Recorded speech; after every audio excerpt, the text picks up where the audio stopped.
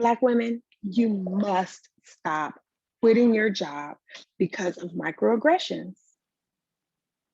Well, do whatever you're gonna do. It ain't my business. But what is my business is health.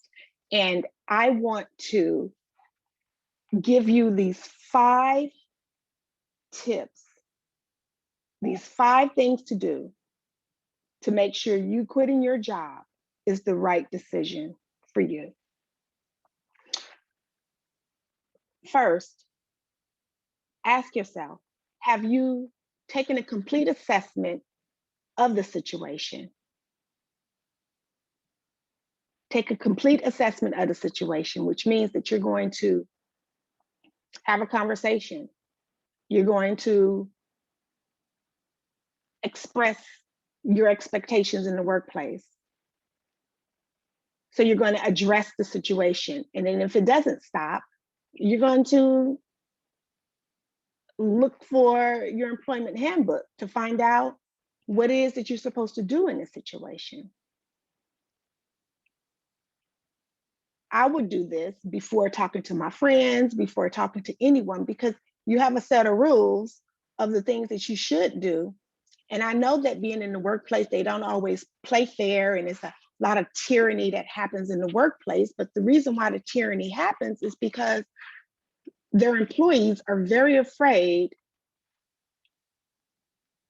of retaliation, which is a whole nother issue. But these 5 things should give you more of a security of knowing that you've done everything that you've done to be sure that you're not leaving anything of value on the table, particularly spiritual gifts.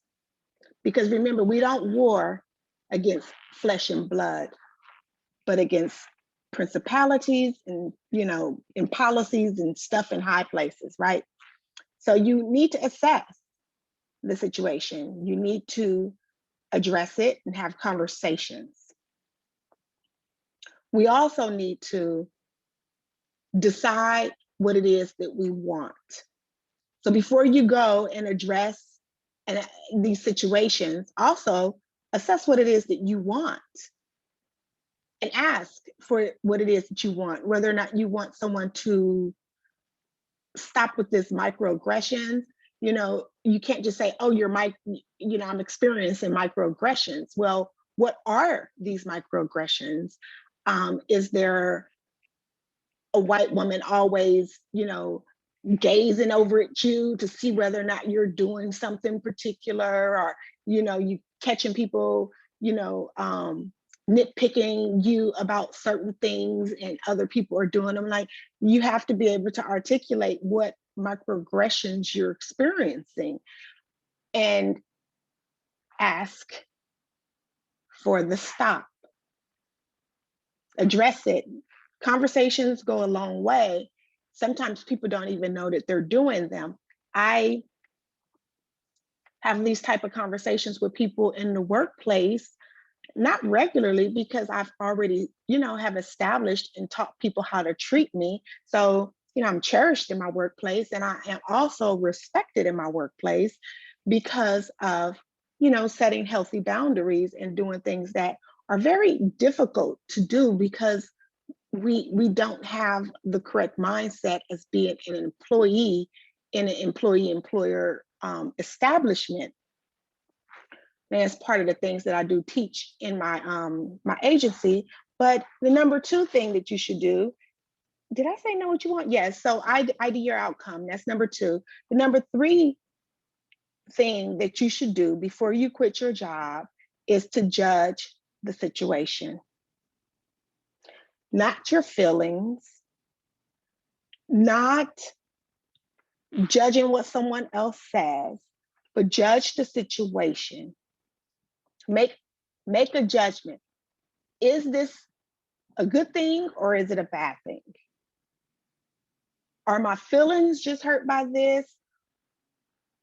Am I afraid to say something because I'm afraid of the retaliation, or I'm afraid of retribution, or it makes me anxious and gives me anxiety to make the move that I know I need to make, then you probably need some encouragement. You need some empowerment, because you have every right to judge a situation and to make a move in that situation that is going to create a better work environment for yourself, so that you're not burdened and heavy when you go home at the end of the day. Job stress from these unhealthy emotions and not knowing how to judge the situation, but just being burdened by our feelings in the workplace is the number one cause of people going to their doctors and to therapists, because it is job stress that creates a toxic environment, not just a toxic work environment, but a toxic internal environment as well.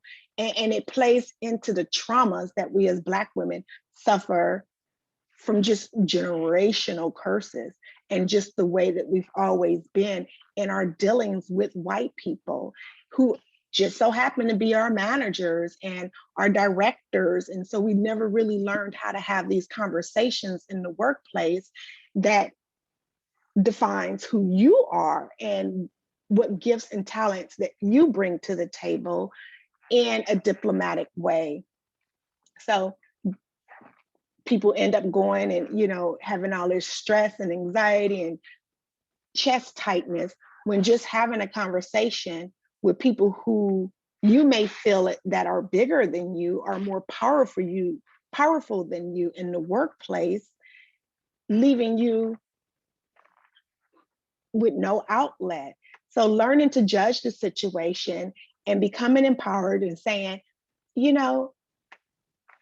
I can say what it is that I want to say, and do it in a diplomatic way where I'm not afraid of the retaliation. And even if you are afraid of the retaliation, you have to know that even whether or not we're talking spiritual laws or we're talking land laws, that this is in good faith conversation, that you are, expressing yourself in a way that is going to protect your bottom line from being marginalized and mismanaged, right? So we want to talk not based on our feelings. We want to not even increase our faith, because, I talk a lot about being Christ-like in the workplace. You don't even have to increase your faith, because Jesus Christ is the author and the finisher of our faith. You just have to make the move in the workplace, and you just have to know that you're doing this in good faith, whatever this may be. Filing complaints of discrimination, having a conversation, following up with your manager, via email. All these things are done in good faith because you want to have a peaceful work environment, externally as well as internally.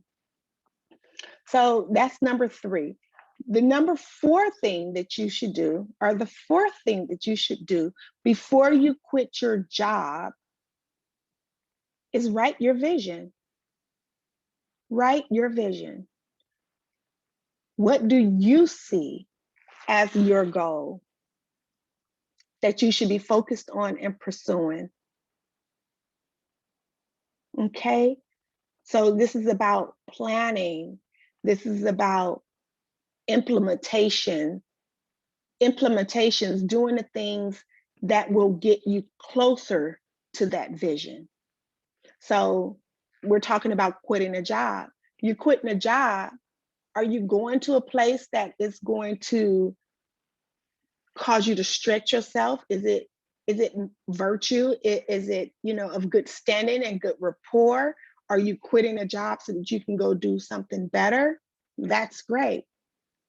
Are you quitting a job just because you feel like your health is at risk because of the stress and everything? That's not great, because that's setting you back. You have to know what it is that you're dealing with. And when you know the process of dealing with anti-bias and anti-discrimination laws in the workplace, then there is a whole lot less suffering. I can't tell you that it won't be any suffering, because there will be. But so many of you women and men, y'all rather suffer over a bad relationship than suffer over getting equity and justice and liberation that are due to you.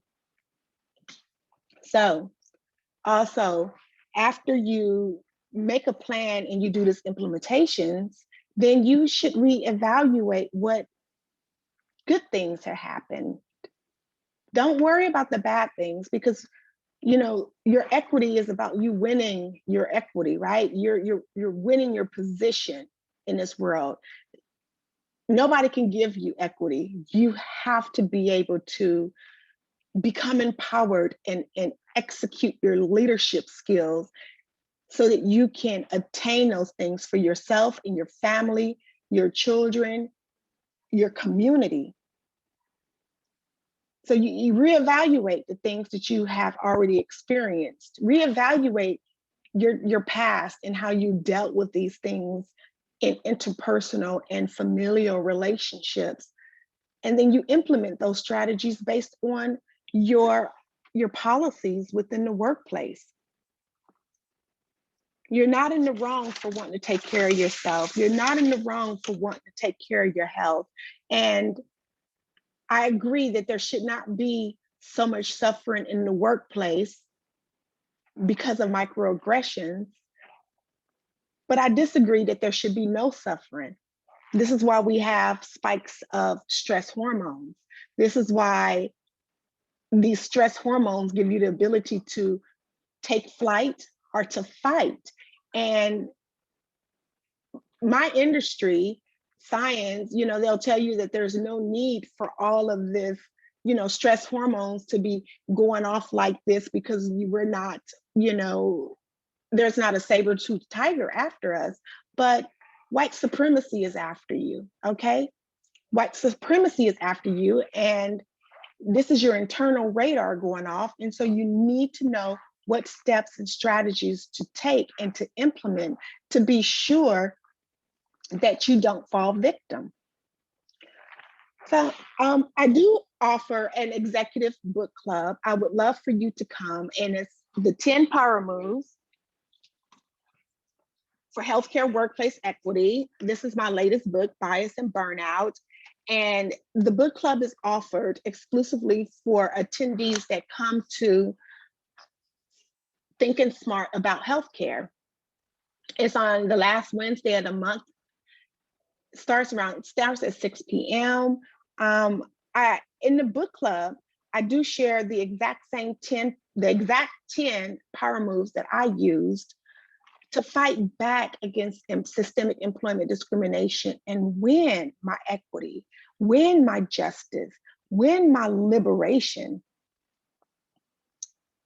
If you knew what I've been through in the workplace, you would value and appreciate me here trying to figure out the best way to articulate you need education to be empowered employees so that this victimization of our people can stop happening. It's all about the workplace and what we do there. So I hope that you will come to our next Thinking Smart about healthcare.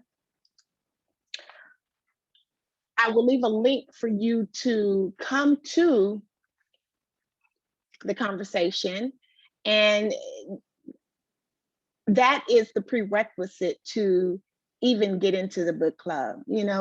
I would love for you to come, be introduced to RX for Life, which is a health equity consultancy and education agency. I'm Nurse Glenay. I help career professionals to bridge the gap between workplace discrimination, health inequities, and financial loss. I've been doing this since 2012, and I just want to share with you how I suffered. I proudly suffered 4 years of systemic employment discrimination. Child, I ain't suffered 4 years over no breakup, but I suffered 4 years over my rights for sure. And I would love, love, love, love to be able to share with you how I can support you using the nursing process to do the same. I've already done the work. It's been done for you. I just want to be able to share with you the path, okay, to true equity. I hope to see you soon. Bye.